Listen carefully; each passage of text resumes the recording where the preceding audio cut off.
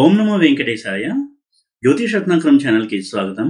ఈ వీడియోలో రాహువు ఇచ్చేటువంటి ప్రేమ వ్యవహారాలు కావచ్చు, ప్రేమ వివాహాలు సక్సెస్ అవుతాయా లేకపోతే ఫెయిల్ అవుతాయా, రాహువు ఏ సందర్భాల్లో ఇటువంటి లవ్ అఫేర్స్ కావచ్చు, లవ్ మ్యారేజెస్ ఇస్తాడు, వాటి సక్సెస్ రేట్ మనం ఎలాగ స్టడీ చేయొచ్చు అనే విషయాలు తెలుసుకుందాము.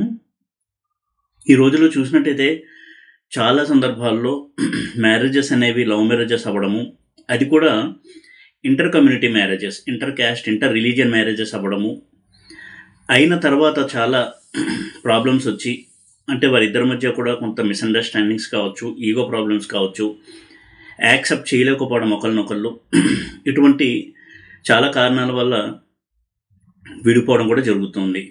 అయితే చాలా సంవత్సరాలు రిలేషన్లో ఉండి ప్రేమించుకుని మ్యారేజ్ చేసుకున్న తర్వాత చాలా త్వరగా విడిపోవడం కూడా మనం చూస్తూ ఉన్నాం. ఇటువంటి సందర్భాల్లో రాహు యొక్క పాత్ర ఏంటి అనేది మనం తప్పకుండా స్టడీ చేయాలి.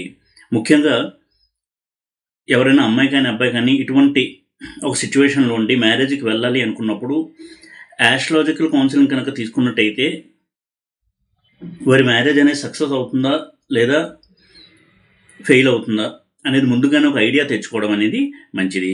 ఎందుకంటే మ్యారేజ్ తర్వాత స్మూత్గా ఉంటుందా లైఫ్ లేదా ఫ్రిక్షన్తో ఉంటుందా అనేది కూడా చాలా ముఖ్యము. ఎందుకంటే లవ్కి సంబంధించినటువంటి హౌసెస్ వేరు, మ్యారేజ్కి సంబంధించినటువంటి హౌసెస్ వేరు. ఈ రెండు రిలేట్ అయినప్పుడు, వాటి మధ్య రిలేషన్ సరిగ్గా లేనప్పుడు లవ్ అనేది మ్యారేజ్ దాకా వెళ్ళదు, వెళ్ళినా కానీ ఫెయిల్ అవుతుంది. ఇటువంటి సందర్భాల్లో రాహు యొక్క పాత్ర తప్పకుండా ఉంటుంది.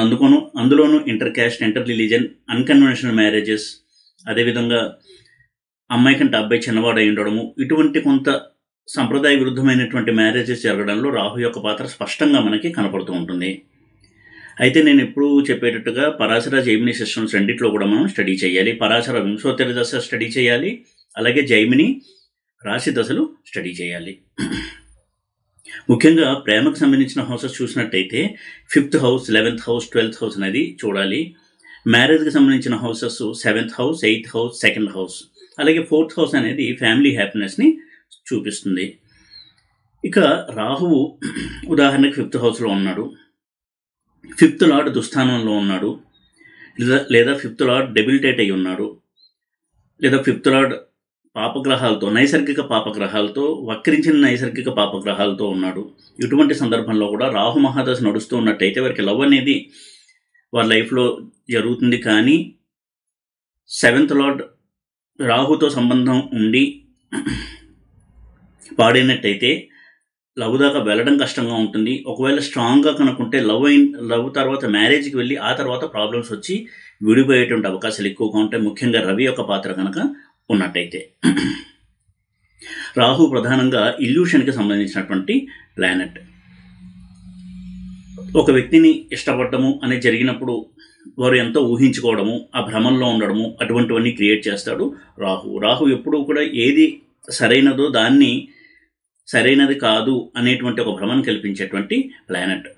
ఇటువంటి రాహు కొన్ని ప్రత్యేకమైనటువంటి సందర్భాల్లో కొన్ని గ్రహాలతో కలిస్తే తప్పకుండా problematic love affair and problematic marriage అనేది ఇస్తాడు. ఉదాహరణకి మనకారకుడైన చంద్రుడు రాహుతో సంబంధం కలిగి ఉంటే లవ్ కావచ్చు, లవ్ మ్యారేజ్ కావచ్చు, ప్రాబ్లమెటిక్గా ఉంటుంది. ఎందుకు అంటే చంద్రుడు మనకారకుడు, ఊహాశక్తికి కారకుడు. ఊహల్లో విహరించడము అనేది చంద్రుడి యొక్క లక్షణము. అదేవిధంగా తనను ఎప్పుడు పట్టించుకోవాలి, తన గురించి ఎక్కువ కేర్ తీసుకోవాలి అనేటువంటి మనస్తత్వం ఎక్కువ ఉండేటువంటి ప్లానెట్ కూడా చంద్రుడే. ఎమోషనల్ టెండెన్సీస్ ఎక్కువగా ఉండేటువంటి ప్లానెట్ మూన్.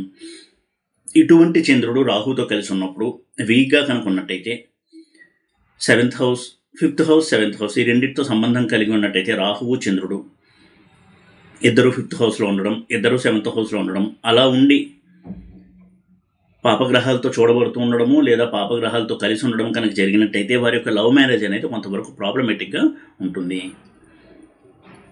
కొన్ని సందర్భాల్లో లవ్ అనేది మ్యారేజ్ దాకా కూడా వెళ్ళదు 7th లార్డ్ కనుక వీక్గా ఉన్నట్టయితే. ఈ విధంగా చంద్రుడితో రాహు యొక్క సంబంధం అనేది కొంతవరకు ఇబ్బందిని కలిగించేటువంటి కాంబినేషన్గా చూడాలి. ఏ విషయంలో అయినా సరే చంద్రుడు 5th లార్డ్ అయ్యి రాహుతో కలిసి ఉన్న, 7th లార్డ్ అయ్యి రాహుతో కలిసి ఉన్న వారి యొక్క మ్యారేజ్ అనేది కొంతవరకు ప్రాబ్లమేటిక్గా ఉంటుంది. లవ్ మ్యారేజ్ అందులోనూ కొంత ప్రాబ్లమేటిక్గా ఉంటుంది.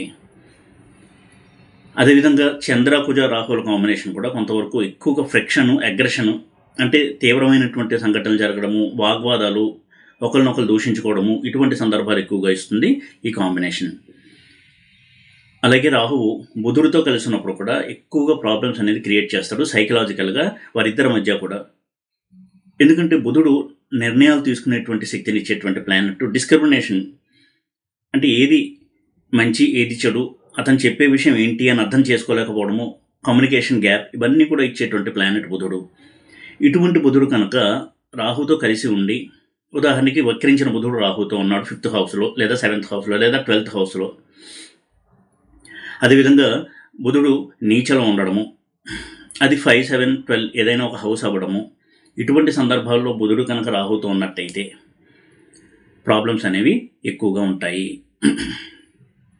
ఒక్కొక్కసారి మ్యారేజ్ బ్రేక్ అవ్వడానికి కూడా కారణమవుతుంది రవి కూడా వారితో కలిసి ఉన్నట్టయితే. రవి యొక్క పాత్ర ఉన్నప్పుడు మాత్రమే మ్యారేజెస్ అనేవి డైవర్స్ వరకు వెళ్తాయి. చంద్ర బుధ ఈ కాంబినేషన్ రాహుతో ఎప్పుడున్నా కానీ మనం స్టడీ చేయాలి. ముఖ్యంగాను లవ్ అఫేర్స్ లేదా లవ్ మ్యారేజెస్ విషయంలో ఈ కాంబినేషన్ మనం ఎప్పుడు స్టడీ చేసి తీరాలి. అదేవిధంగా రాహు ఎప్పుడు లవ్ మ్యారేజ్ ఇచ్చినా కానీ అది అన్కన్వెన్షనల్ లవ్ మ్యారేజ్ అయ్యి ఉండడానికి అవకాశాలు ఎక్కువగా ఉంటాయి. ఎక్కువగా ఉండడానికి అది ఎప్పుడు అలాగే జరుగుతుంది. రాహు ప్రెజెన్స్ ఉంది అంటే, రాహు యొక్క పాత్ర ఉంది అంటే తప్పకుండా అది అన్కన్వెన్షనల్ మ్యారేజ్ అవుతుంది. ఇంటర్ క్యాస్ట్, ఇంటర్ రిలీజియన్, ఫారినర్ని పెళ్లి చేసుకోవడము, వయసులో చాలా తక్కువ గ్యాప్ ఉండడము, అలాగే అమ్మాయి కంటే అబ్బాయి చిన్నవాడై ఉండడము, ఇలాంటి మ్యారేజెస్ ఇస్తాడు రాహువు. కాబట్టి మనసుని, నిర్ణయాత్మక శక్తిని సూచించేటువంటి చంద్రుడు బుధుడు ఈ 2 గ్రహాలతో రాహు ఉన్నప్పుడు మనం కొంత స్టడీ చేయాలి.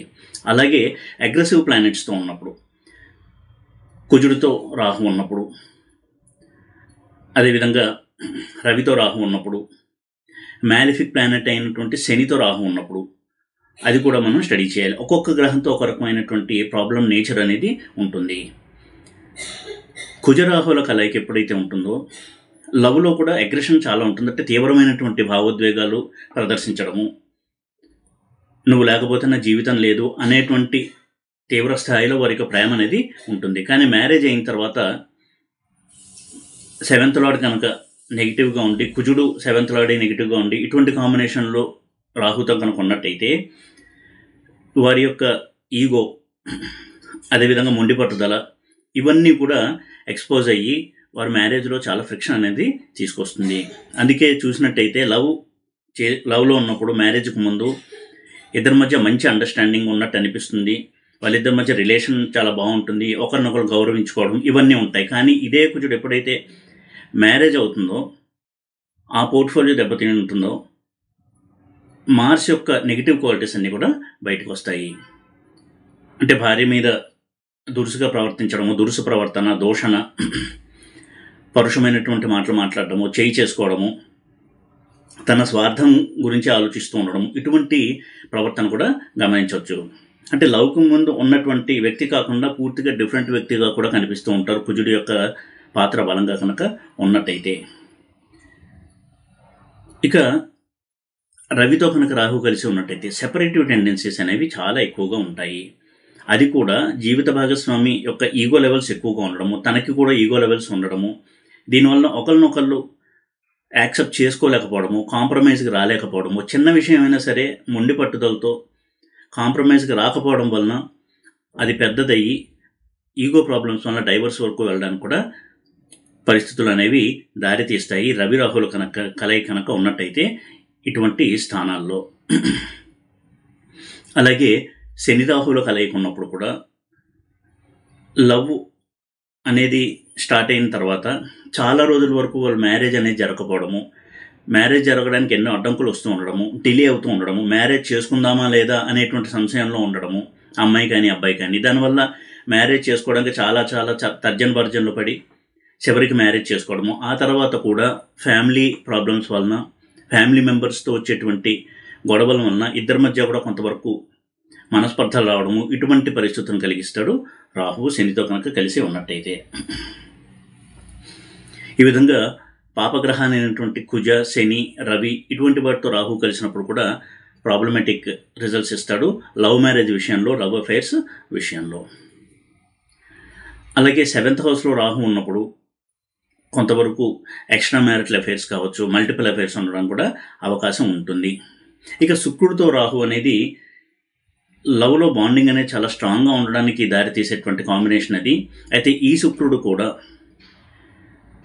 బలహీనంగా ఉన్నప్పుడు, నీచలో ఉన్నప్పుడు, ఆ తర్వాత పాపగ్రహాలతో కలిసి ఉన్న, పాపగ్రహాల చేత చూడబడుతున్న శుక్రరాహుల కాంబినేషన్ ఉన్నప్పుడు మ్యారేజ్ అయిన తర్వాత కూడా ఇద్దరి మధ్య చాలా గొడవలు అనేవి వస్తాయి. ఆ గొడవలకి కారణము ఈ హస్బెండ్కి వేరే స్త్రీలతో పరిచయాలు, ఎక్స్ట్రా మ్యారిటల్ అఫైర్స్, దానివల్ల వారి మ్యారేజ్లో ఫ్రిక్షన్, ఇటువంటి పరిస్థితులు అనేవి కనిపిస్తూ ఉంటాయి. అటువంటి పరిస్థితులు అనేవి వారికి ఎదురవుతాయి శుక్రరాహువుల కలయిక కనుక ఉన్నట్టయితే. శుక్రరాహువుల కలయిక పాజిటివ్ రిజల్ట్స్ ఇవ్వడానికి శుక్రుడు పాజిటివ్గా ఉండాలి. ఉదాహరణకి శుక్రుడు రాహువు కలిసి 5th హౌస్లో లేదా 7th హౌస్లో 12th హౌస్లో ఉండి అది శుక్రుడు ఇల్లు కనుక అయినట్టయితే, వృషభం కానీ తుల కానీ, చాలా మటుకు ప్రాబ్లమాటిక్ రిజల్ట్స్ తక్కువ ఉంటాయి. సక్సెస్ఫుల్ మ్యారీడ్ లైఫ్ ఉండడానికి అవకాశం ఎక్కువగా ఉంటుంది. లవ్ కూడా సక్సెస్ అయ్యి మ్యారేజ్కి దారితీస్తుంది. అందులోనూ తుల అనేది శుక్రుడికి ఎక్కువ పాజిటివ్గా ఉండేటువంటి హౌస్. తులలో శుక్రరాహువుల కలయిక అనేది చాలా మటుకు పాజిటివ్ రిజల్ట్స్ని ఇచ్చేటువంటి ప్లేస్మెంట్గా మనం చూడొచ్చు. ఇటువంటి తుల కనుక ఇందాక చెప్పినటువంటి లవ్ అండ్ మ్యారేజ్ సంబంధించిన హౌస్ అయ్యి అందులో శుక్రరాహువులు ఉంటే సక్సెస్ రేట్ ఎక్కువ ఉండడానికి అవకాశం ఉంటుంది. అలా కాకుండా శుక్రుడు నీచలో ఉండడము, ముఖ్యంగా కుజుడింట్లో శుక్రరాహువులు, ఇవి కొంతవరకు ఫ్రిక్షన్ని, ఇద్దరి మధ్య కూడా గ్యాప్ని పెంచేటువంటి ప్లేస్మెంట్ ఇది. అటువంటి శుక్రరాహువులతో కుజుడు కలిసి ఉన్నట్టయితే, అందులోనూ శుక్రుడు కుజుడు ఇద్దరు వక్రించి కనుక ఉన్నట్టయితే వారి మ్యారేజ్లో చాలా చాలా ప్రాబ్లమ్స్ వచ్చి సెపరేటివ్ టెండెన్సీస్ అనేవి ఎక్కువగా ఉంటాయి. ఎక్స్ట్రా మ్యారిటల్ అఫైర్స్ కూడా ఎక్కువగా ఉండడానికి అవకాశం కల్పిస్తుంది ఈ కాంబినేషన్, శుక్ర కుజ రాహు కాంబినేషన్. అలాగే 5th హౌస్ 11th హౌస్ అనేవి ఎక్స్ట్రా మ్యారిటల్ అఫైర్స్ని సూచించేటువంటి హౌసెస్గా కూడా మనం చూడాల్సి ఉంటుంది. ఈ హౌసెస్లో Rahu 5th lord, 11th lord, 12th lord, 7th lord ఇటువంటి వాటితో కలిసి ఉన్నట్టయితే ఎక్స్ట్రా మ్యారిటల్ అఫైర్స్కి దారితీసే పరిస్థితులు ఎక్కువగా ఉంటాయి. అయితే ఇవన్నీ జరగాలంటే ఆ గ్రహాల యొక్క దశలు నడుస్తూ ఉండాలి. ముఖ్యంగా రాహు దశ నడుస్తూ ఉండాలి, లేదా రాహుతో కలిసి ఉన్నటువంటి ప్లానెట్ యొక్క దశ నడుస్తూ ఉండాలి. అప్పుడే మనం ఈ రిజల్ట్స్ని చెప్పాల్సి ఉంటుంది. ఎప్పుడూ కూడా ఎంత ప్రాబ్లమాటిక్ ప్లేస్మెంట్లో, కాంబినేషన్లో గ్రహాలు ఉన్నా కానీ ఆ గ్రహాల దశ వచ్చినప్పుడు మాత్రమే రిజల్ట్స్ అనేవి ఉంటాయి. అయితే ఇప్పుడు మ్యాచ్ మేకింగ్ చేసేటప్పుడు ఇటువంటి అంశాలను పరిగణలోకి తీసుకుని డెసిషన్ తీసుకోవచ్చు అనేటువంటి ఒక ఉద్దేశంతో ఈ పాయింట్స్ అన్ని చెప్పడం జరుగుతుంది. అలాగే జైమిని పద్ధతిలో పుత్రకారక గ్రహంతో, దారకారక గ్రహంతో రాహు యొక్క కలయిక లవ్ మ్యారేజ్లో ప్రాబ్లమ్స్ తీసుకొస్తుంది. లవ్ అఫైర్ అనేది మ్యారేజ్ దాకా వెళ్లకుండా ఆగిపోతుంది.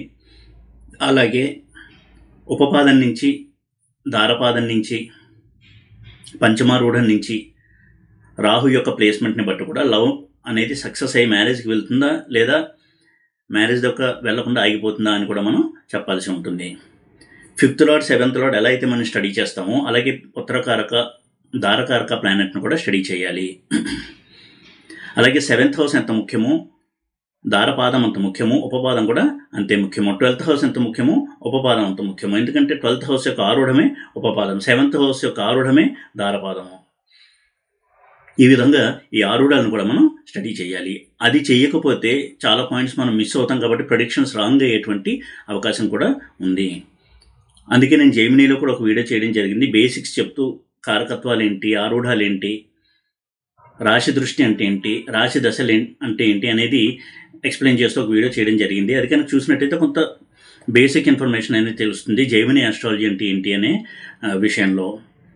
ఈ విధంగా రాహు యొక్క పాత్ర కనుక లవ్ అఫైర్స్కి, లవ్ మ్యారేజెస్కి సంబంధించినటువంటి ప్లానెట్స్తో ఉన్నట్టయితే రాహు యొక్క రిలేషన్, ఆ హౌసెస్లో రాహు కనుక ఉన్నట్టయితే తప్పకుండా దాన్ని కొంత పరిశీలన చేసి వివాహం విషయంలో నిర్ణయం తీసుకోవడం అనేది మాత్రము చెప్పదగినటువంటి సూచన.